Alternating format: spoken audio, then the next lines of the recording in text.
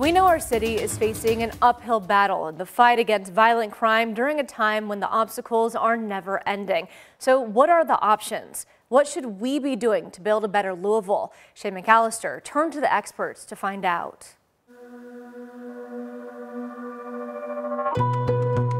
A 4-year-old at home in their house, they should be safe, playing, not have to worry about anything. Definitely not a stray bullet hitting them. Every day you have to wake up, go outside, and hope and pray that, you're not the wrong place, wrong time. And then we wake up to one of our young prodigies just gone. When a child is involved, it just changes the whole game.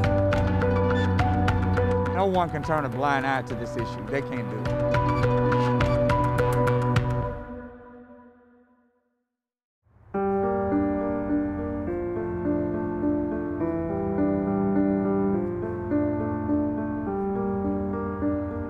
Fighting violent crime is a science, one that has been hypothesized, studied, and experimented with. But in the face of a pandemic, much of the research is still in progress. This is something, of course, we'll be studying honestly for years to try to really untangle all of this. Research shows there are evidence-based approaches that work, but they work under normal conditions. 2020 presents problems beyond what we've ever seen before. You have a series of conditions that are sort of like a perfect storm, where social systems or law enforcement systems are all taxed, and it's leading to great loss of life in many cities. It's a troubling trend across the country, violent crime, in particular gun violence, spiking. Most cities saw an increase of about 53% from summer 2019 to summer 2020, according to research from the National Commission on COVID-19 and Criminal Justice. In Louisville, the numbers are even worse.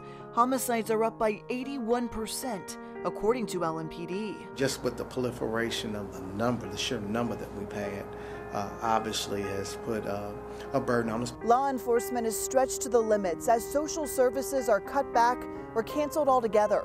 So we asked the experts who have been studying this for decades, how do we get past it? For Louisville to thrive, it is going to have to commit itself to, again, these key principles of fair policing, balanced approach with positive supports to the most vulnerable for being potential victims of violence. First, balanced policing.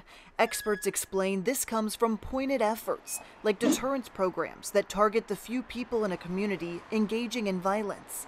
But police can't be the only ones working for change. It's not law enforcement alone that's ever going to solve this. Experts say providing basic security in all aspects of life is crucial to cutting down on gun violence. Through community supports, through actual helping, like providing social services, providing job opportunities to those individuals, providing mental health supports, substance abuse, housing, all the kind of insecurities that might lead them to pick up a gun in a variety of situations. You actually want to help and provide assistance so that they're making good choices. The two answers, social services and trusted policing, work hand in hand. They also work best face to face. The systems are strained by the pandemic. It does make this work harder, but lives are obviously depending on that, and we can't take our eye off the ball. The harms that are created by gun violence are really incalculable. Aside from the deaths themselves and even the injuries, the fear and trauma in these communities is just incalculable. So now it's up to Louisville to find a way forward, to provide the life-saving help our citizens desperately need.